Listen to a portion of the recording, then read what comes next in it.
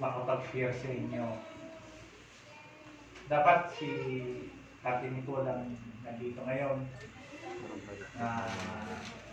Ako'y natutuwa tulad ng kwento ko sa inyo kanina na kahapon ay tinanggal na yung stem sa aking kidney at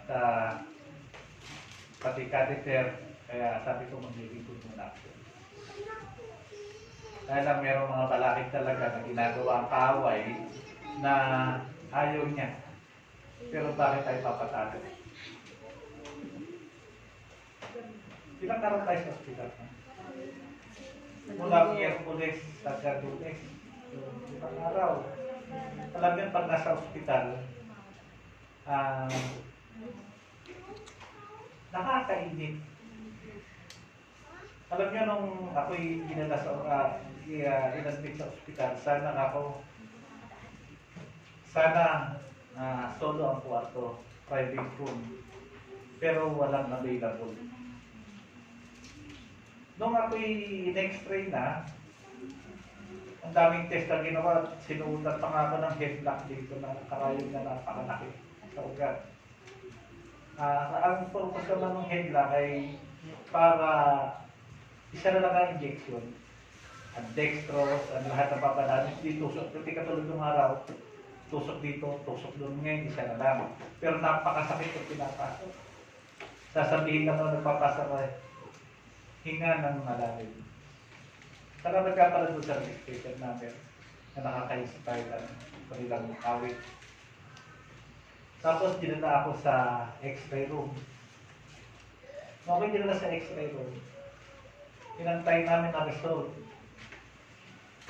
Nung lumabas ang result, ang sabi sa akin ay, meron kang pneumonia. Alam niyo ba yung pneumonia? Pneumonia. Sakit sa baga. Nagtaka ko, bakit ako magkakaroon ng sakit sa baga, samantalang before na pumunta kami ng Veterans Hospital, ay in-x-ray ako ni Ralph sa Skyline. Clear naman, walang problema. Pero bakit doon, nagkaroon ng problema sa baga? So, inadmit ako, kaya lang, sabi ng doktor, hindi ka pwede sa may kasama. Kailangan, solo ka sa kwarto, private room. Na yun naman ang dinadalangin ko. So, nung kami dinala sa private room, natutuwa kami dahil maganda yung kwarto, may aircon, maganda yung kama, maluwag, may CR, masarili. Sabi ko siguro ito yung dalangin namin sa Panginoon na sana magkaroon kami ng solo kwarto. Alam niyo kung bakit ayoko na may kasama sa kwarto? Napakalakas kumakilig. Baka madama yung mga hindi makatulog yung ano.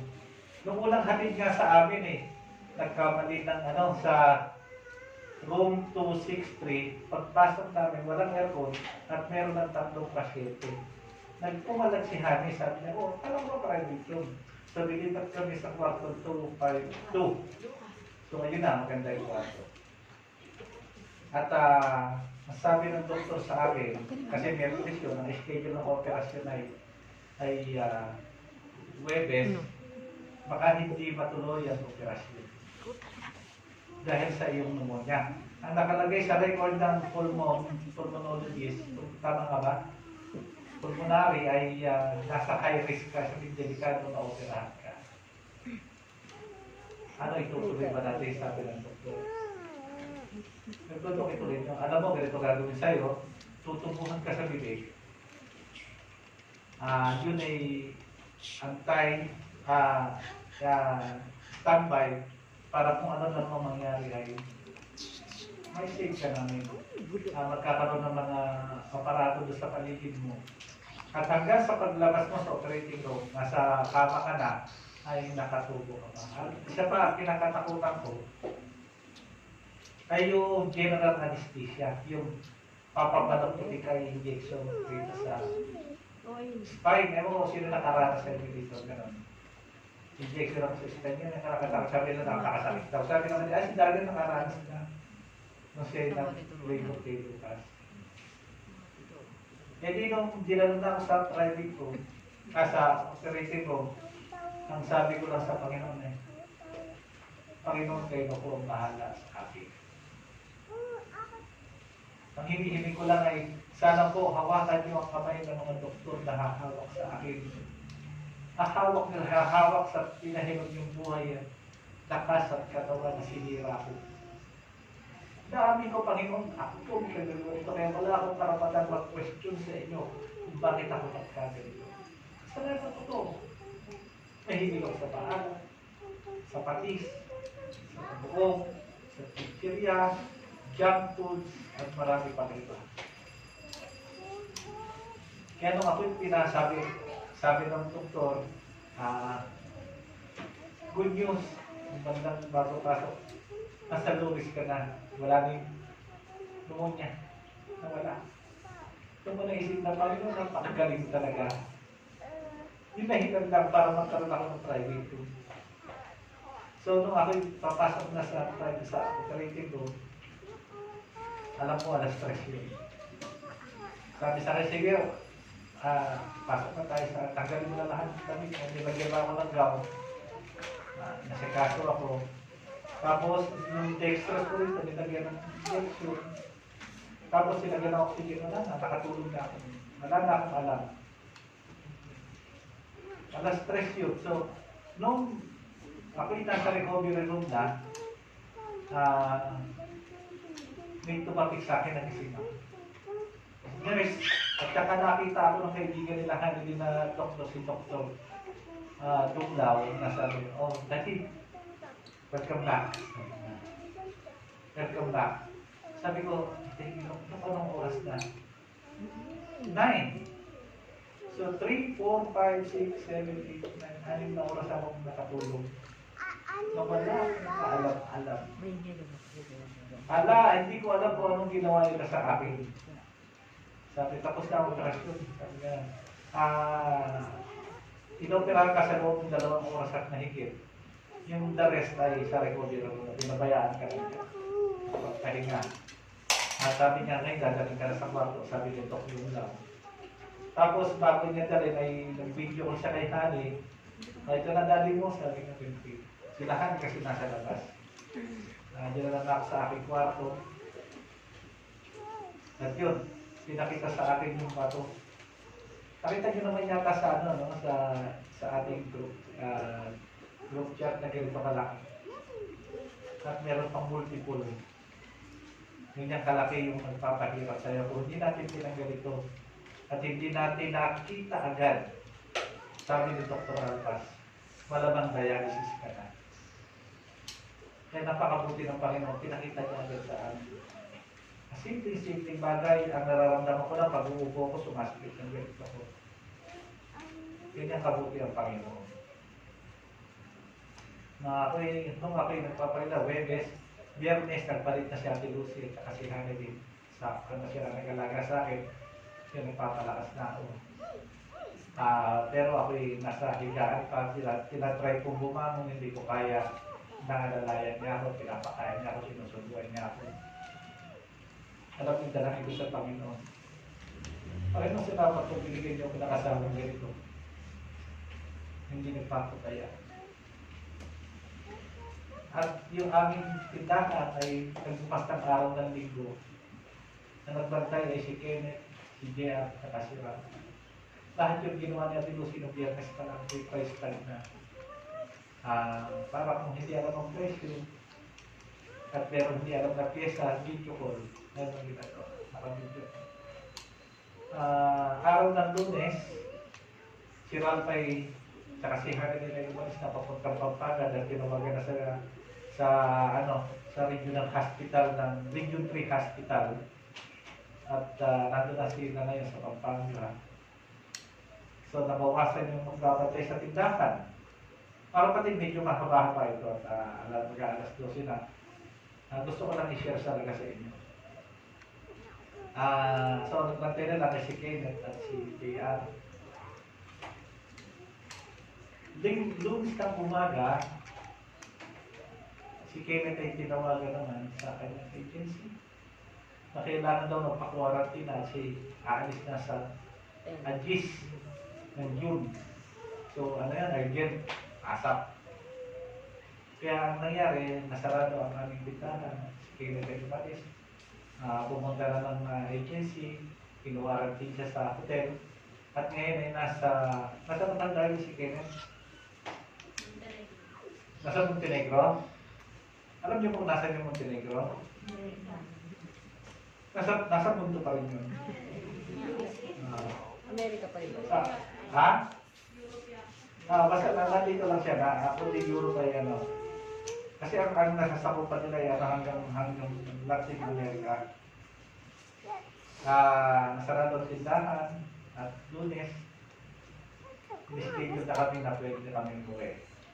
Araw ng Lunes, madaling araw, alauna, simula sumakit ang aking siya, Sister Lily, napakasakit, hindi ako makatulog.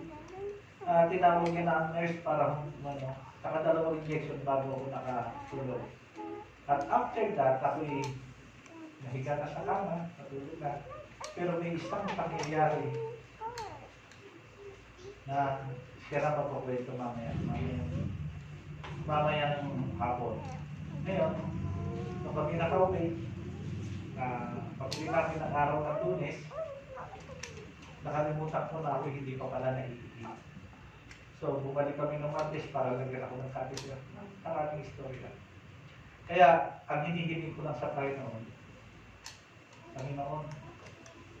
ibalik sa ako ninyo ang aking kalakasan, ang aking kagalingan. Sa kapahintulatan ng inyong banal na kalooban. Kayo po masusunod sa lahat, kayo po nakakaalam. Ngayon, babalik, dito tayo ngayon mga kapatid sa ating nagsasalusaluhan. Pag nakakita kayo ng ganito, ano ang naiisip? Ano yun eh? Theory. At ito nakakita kayo ng ganito, hindi lang sa lampara, kundi sa bote. Genie. Ano ang unang sasabihin niya? Your wish is mine. Diba? Ngayon, yung iba naman, dito naman naniniwala. Yan. Shooting star. Sa shooting star. Yung iba pag nakakita ng bulalakaw ng tawag, ay nag-wish. Kaya, karamihan yung nag-wish. Tignan ko kung kaya kong paanda rin ko. Yan ay nag-wish. Ngayon mga kapatid, ewan ko kung natatandaan nyo pa itong commercial na ito. Pita. Hindi ko alam kung sino nakaabot sa inyo. Pita.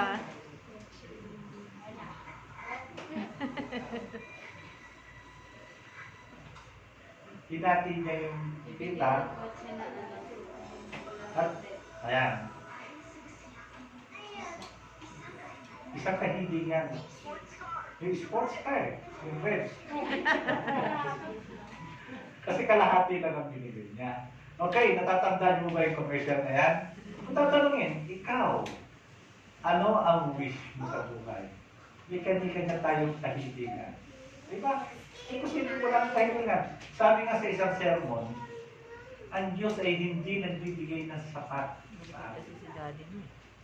Laging may kulang. Bakit? Panginoon, di ba pwede na kung bibigyan niyo kami ay yung 100% na. Hindi po ba, Panginoon, yung sabi nga sa Arabic word, Arabic language ay Mia bil Mia. 100% o 100% sa Kastila. Hindi ba pwede yun? Kasi alam niyo, pag ang tao kapag kasagana, kapag kabastante, ano nangyayari? Ayun na naman. Kadalasan nakakalimot.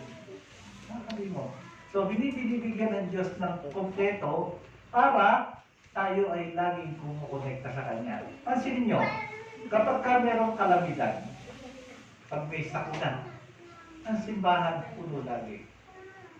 Naalala ng tao ang Diyos. Ngayon, may isang tao, na isang hari, ito si Hari Solomon. Ang tanong sa kanya ay, ano ang gusto mo? Ang sinagot niya ay, karunungan, ang sabi nga ay, karunungan at kaalaman. Wisdom and knowledge. Hindi siya humingi ng kayamanan. Siguro dahil mayaman na siya. Hindi siya humingi ng kagandahan ng lalaki dahil pogi na siya. Ang inaano niya ay kaalaman at karunungan. Isang araw, Merong, alam niyo naman siguro istorya sa kanya na may babae na nag-aagawan sa isang bata. Lumapit sa hari, ang sabi ay, tulungan mo kami sapagkat inaagaw niya ang aking anak. Sabi ng babae, hindi, anak ko to, kaya inaagaw ko sa iyo. Ewan ko parang yung istorya mo. Nag-aagawan sila. Ano ang desisyon mo, sabi sa hari? Ano ang desisyon mo? Sa kanya o sa kanya? Alam nyo, nanalangin si Hari Solomon. Ano ang desisyon ka? Kumuha siya ng taba, ng matalim na matalim. Hahatiin natin ang bata. Ano gusto mo? Kaliwa sa iyo? Kanan sa iyo o ano? Yung isa pumayag. Sige, hatiin mo na. Yung isa hindi. Sabi niya ay, hindi baling mawalan na ako, walang patayin yung bata. Ang ginawa ni Hari Solomon, binigay yung bata doon sa ayaw pumayag. Ibig sabihin yun ang totoong nanay. Okay? Ganyan, kasi pag ikaw ay matalino at kaalaman, kaya mong maging mayaman, kaya mong maging sikat, makapangyarihan. Marami kang magagawa pag ikaw ay mayroong kaalaman at karunungan. Isang araw, ang ating Panginoong Isus ay naglalakad. Ang sabi nung ito yung makikita sa Lucas 18:35 to 43. Ang sabi ay, at nangyari nang malapit na sila sa Jericho, isang bulag ay nakaupo sa tabi ng daan at naglilimos at papalimos. Ang sabi gano'n ay, at pagkarinig niya na nagdaraan ang maraming tao, ay tinanong niya kung sino ang ibig sabihin, ano ang ibig sabihin nun. Siguro, ang bulag, alam niyo, malakas ang pakiramdam yan. Malakas ang pakiramdam. Bakit nagkakagulo? Bakit maingay? Ang sabi ng mga tao ay, at sinabi niya, nagdaraan si Jesus sa taga Nazaret. At siya'y nagsisigaw. At sinabi, Jesus, anak ni David, mahabag ka sa akin.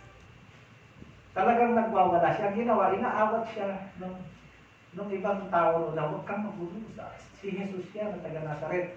Ngayon, at siya'y sinaway nasa unahan, sinaway, hinaharang siya. Huwag ka lang lumapit, huwag ka lang magulo. At ang sabi, upang siya tumahimik, dapat siya'y lalong nagsisigaw. Lalong siya nagsisigaw, ikaw na anak ni David, mahabag ka sa akin. At si Jesus ay tumigil at pinag-utos sa dalhin sa kanya at nang malapit na kasaya niya ay tinanong niya sa kanya. Ang tanong ay, anong ibig mo na sa iyo gawin mo? Ano gusto mo? Ano ang wish mo? Natural bulag. Ano hihilingin niya? Makakita, di ba? Alam niyo doon sa amin sa tindahan, sa aming pwesto, may mga namamalimos. Lalo mga bata ganyan. Kalimos po, kahit Maria lahat. Hindi pwede sabat. Sabi natin, huwag na huwag ka magbibigay ng limos ng bata. Bigyan mo ng biskuit, bigyan mo ng tinatay, bigyan mo ng... Minsan bibigyan. Meron ako nitong biskuit. Tanong mo muna, anong gagawin mo sa pagpapalimos? Ililimusan mo. Bibili ko akong pagkain. Huwag ka nang bumili ka. Meron ako nitong biskuit. Ayaw ng biskuit. Ang gusto. Pera. So, hindi totoo yun. Hindi pagkain na kailangan niya. So, bakit yung bulag? Sabi, Panginoon, ibig kong makakita. Ibig kong makakita. Natural, bulag siya. Yung bulag. Sige. Sarap ko na. Mamaya pipilit tayo. Tinamotoy mo ulit na yan, no? Yun yung bulag, oh. Ayan, kasi matigas ulo niya, kaya siya nabulag. Kaya gusto ko makakita. Sabi. Gawa ka niya ang kamay. Pinagaling siya ni Jesus Christ. Kaya nakakita na siya. Nakakita na siya sa pagkakas pinagaling.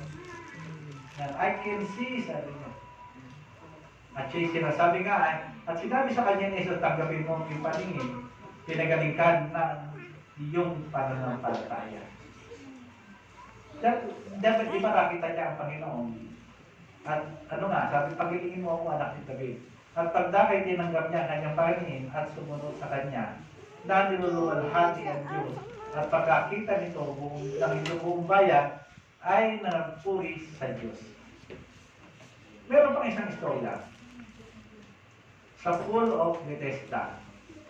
Ang ating Panginoong Jesus ay naglalakad, nasa Jerusalem siya, nakakita siya ng isang tao na nakahandusay doon.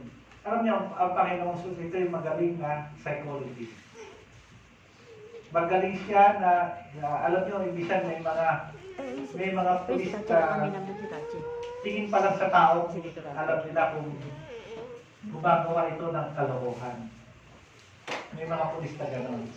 Nung makita niya yung isang tao na nakahandusay sa gilid ng lawa, ay naawa siya. Alam niyo kung ilang taon na may sakit ang tao na to? 38 years. Ang tao ito, kaya nagkasakit namin dyan, ay maraming bisyo.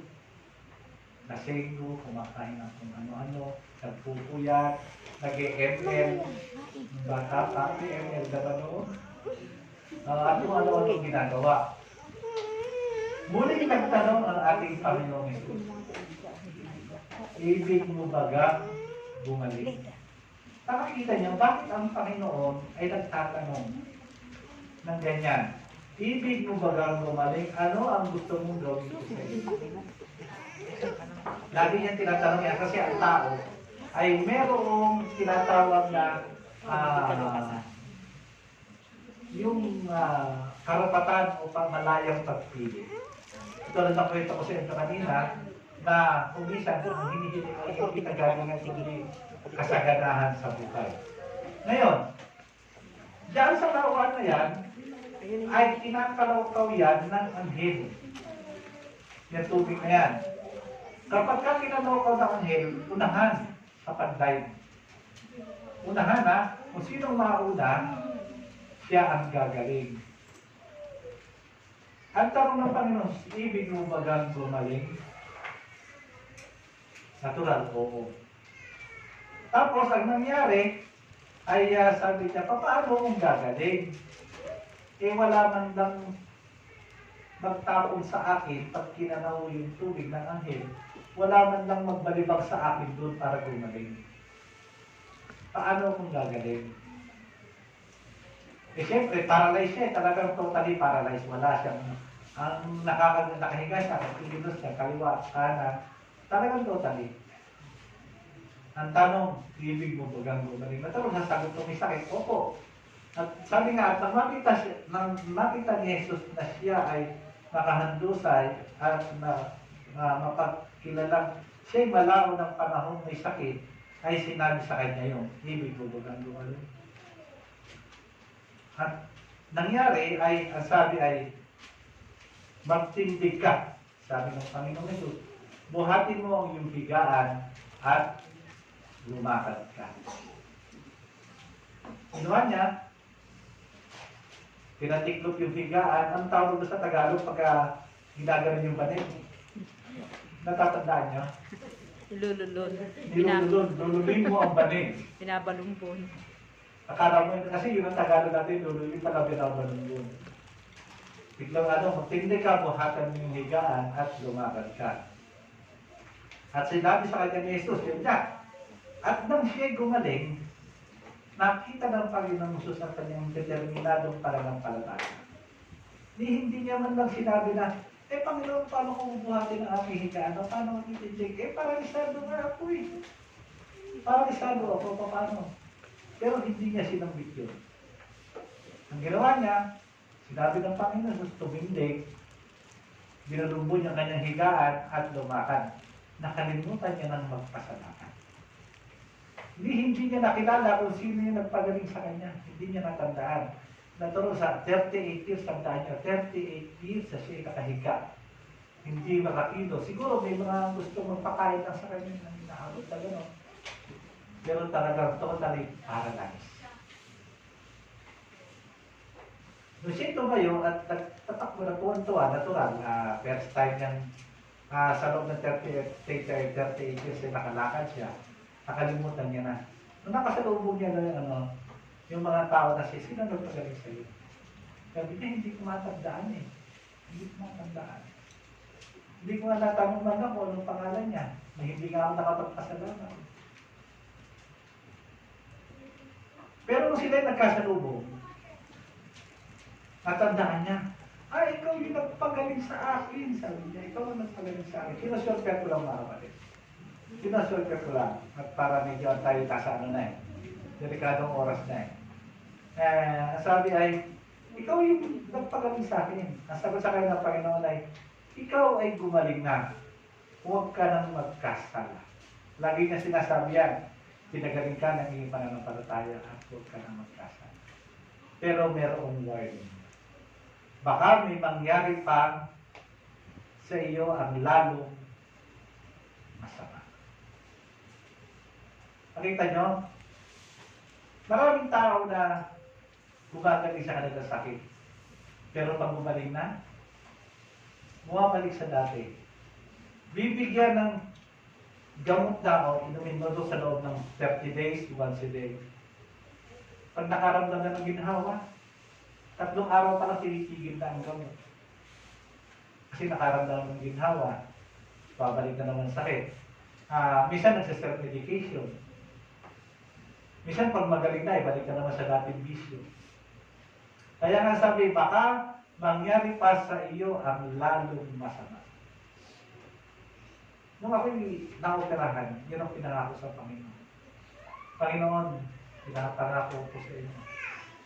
Hindi ko na dudumihan ang pinahiram sa aking katawan.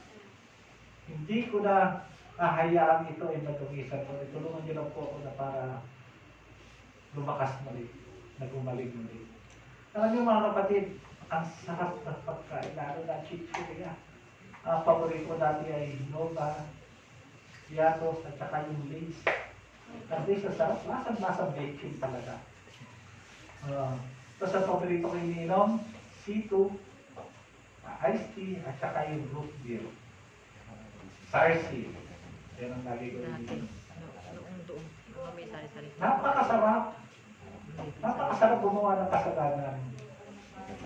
Alam niyo mga kapatid, ang kasalanan ay parang isang credit card. Minsan isang... Bakit? Mas maganda minsan isang buwan. Use now, pay later. Diba? Ang sarap gumamit ng credit card pag dumating naman sa iyo ang bill. Oh! Kasi, stability ko sa iyo. At hindi ko pahiram ng credit card. Pag dumating ang bill, oh! Masarap may credit card. Sa totoo lang, masarap may credit card kung marunong kang gumamit. Pero pag hindi, huwag yun ang pangarapin. Kaya nga, ang sabi sa Roma 6:23, sapagkat ang kabayaran ng kasalanan ay, ang sabi nga ay, kamatayan. Ano ang ginagawa pagka nagkakaroon ng kasalanan? Merong laging kabayaran. Hindi maaaring wala. Tatapat ang kaloob na walang bayan ng Diyos ay buhay na wala hanggang kay Kristo Jesus ng Panginoon natin. Nawa mga kapatid sa umagang ito sa ating napag-aralan. Ito po ay isang warning. Mahalin natin ang ating katawan. Napakahirap ng nagkakasakit. Napakahirap talaga. Hirap ng kalooban, hirap ng panahon, hirap ng bulsa. Ito po hindi biro ang gastos. Hindi biro ang gastos. Mabuti lang at napakabait ng Diyos. Salamat sa inyong nalalagin para sa akin. Salamat sa inyo na hindi nagsawang kayo kumustahin. Hindi lang naman dito sa Balasing ko din napakaraming tao na namumusta na namin. Alam niyo, sarap maging Adventist. Walang hindi nagkaalala.